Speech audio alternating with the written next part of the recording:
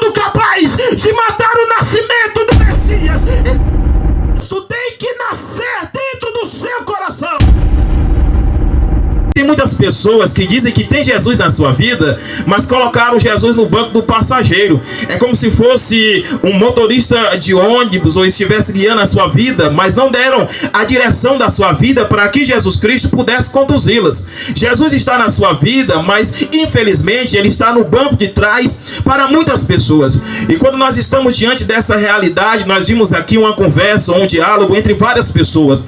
Eu faço destaque ou menção a Herodes. Para quem não conhece, Herodes, ele foi nomeado pelo grande Ciro para nomear ou para chefiar ou para governar ou para presidir a parte da banda da Judéia. Nós entendemos que nesse tempo, cerca de 60 anos antes de Cristo, o Império Romano estava governando todo aquele tempo. Então o grande Ciro colocou Herodes para comandar a banda da Judéia, e o povo de Israel, ou o povo judeu, o rei de Judá, estava sendo também escravizado pelo Império Romano.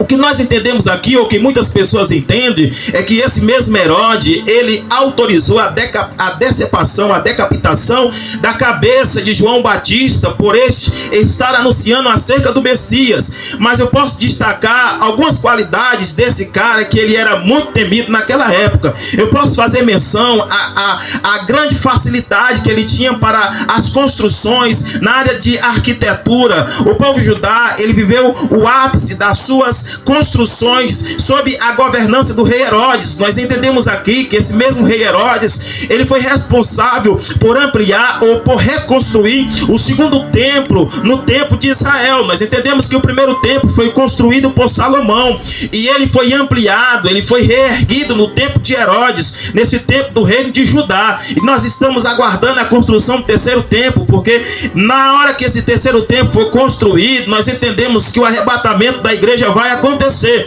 Mas eu não vou falar ainda sobre o arrebatamento da igreja. Eu vou parar aqui na construção do segundo templo, porque ela era uma das qualidades ou uma das características de Herodes. Era um exímio construtor da sua época, mas também ele tinha defeitos, e defeitos que cobriam as suas qualidades. Eu posso destacar aqui que Herodes, o primeiro defeito, ele não era judeu. O Império Romano colocou uma pessoa de Roma para governar sobre o povo judeu, já distanciando o povo da Bíblia Sagrada, no intuito de dominar aquele povo ou de dominar aquela nação.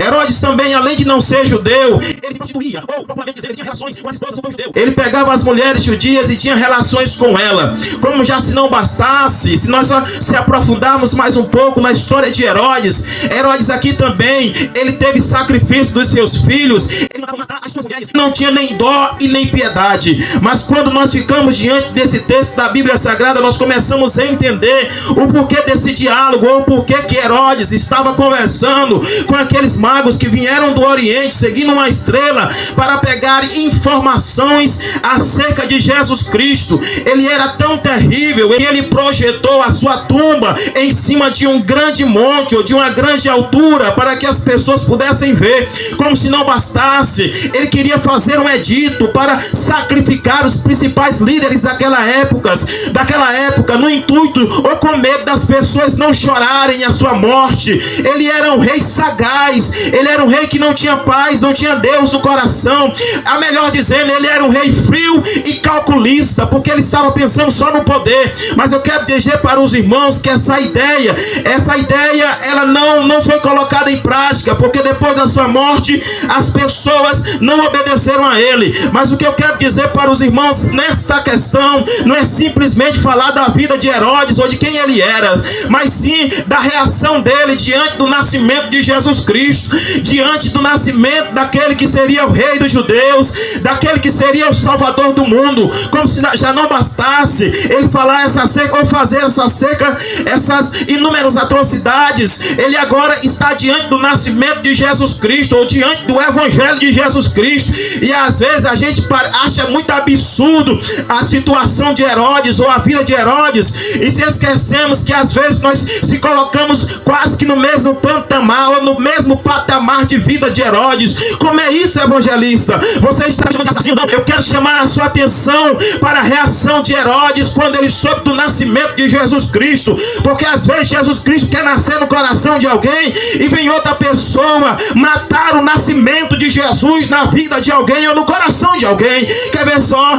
Às vezes quando a pessoa aceita Jesus, eu quero liberar uma palavra sobre a sua vida nessa noite. Às vezes até no seu coração você pensou em aceitar Jesus, e às vezes você falou até para alguém da tua família em aceitar a Jesus Cristo, mas esse alguém, ele falou para você não aceitar a Jesus Cristo, que aceitar a Jesus Cristo não era algo que combinasse com você, que se aceitasse Jesus Cristo era uma perca de tempo para a sua vida.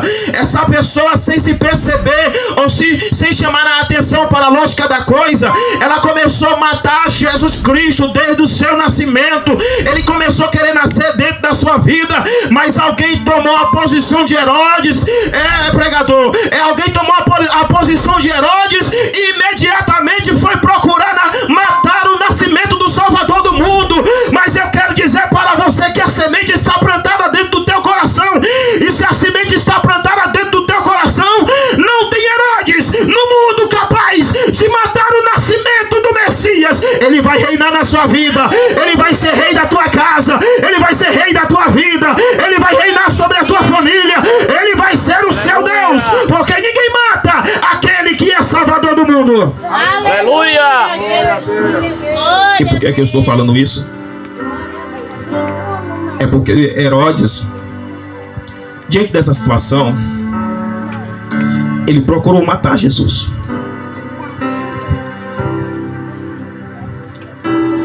Ele procurou matar Jesus.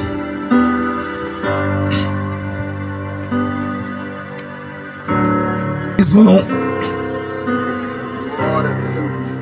pode dar glória que não paga nada. Aleluia! Vai adorando que Deus faz milagre.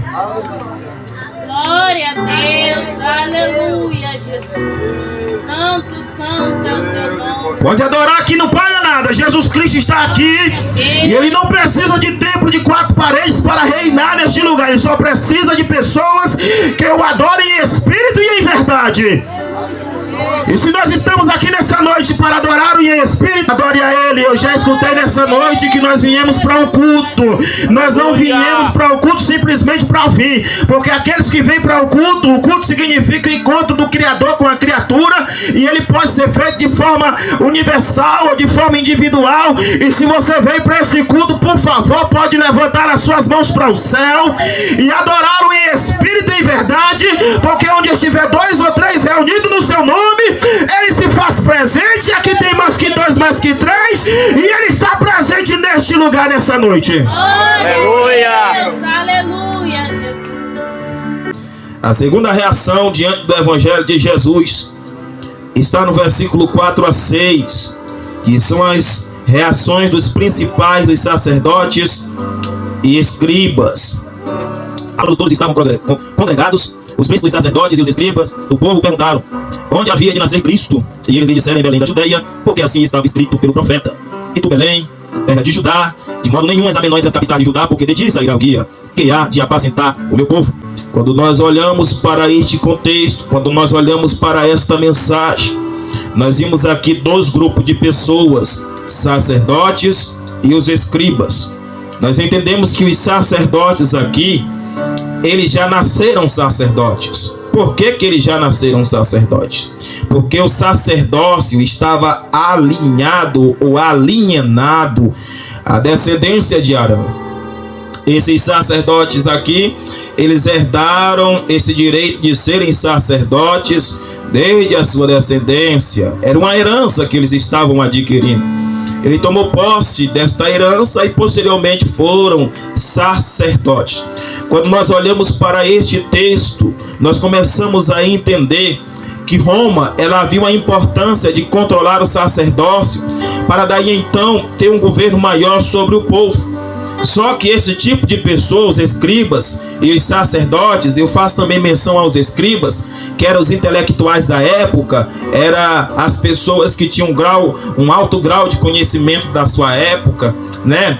Eles também sabiam acerca deste nascimento, mas eles não se importaram para procurar saber ou para irem até Jesus Cristo quando ele nascesse e para visitar o Messias no seu nascimento. Os sacerdotes, os escribas, está apresentando aqui um grupo de pessoas que são mornas, né? Como já disse, dividi aqui para que os irmãos pudessem entender. Quando nós chegamos nesse grupo de pessoas mornas, eu quero fazer aqui uma menção para essas pessoas. São aqueles tipos de pessoas que conhecem a Bíblia, sabem que Jesus salva, sabem que o único caminho que leva para o céu é Jesus Cristo, e aceitar Jesus Cristo, até mesmo vem para a igreja, às vezes diz que aceitou Jesus Cristo como seu salvador pessoal, mas Jesus Cristo ainda não nasceu no principal lugar que ele precisa nascer. Esse tipo de pessoas mornas são aquelas pessoas que acham até os louvores da igreja bonita. Ah, mas eu acho tão bonito quando fulano de tal canta, quando fulano de tal prega.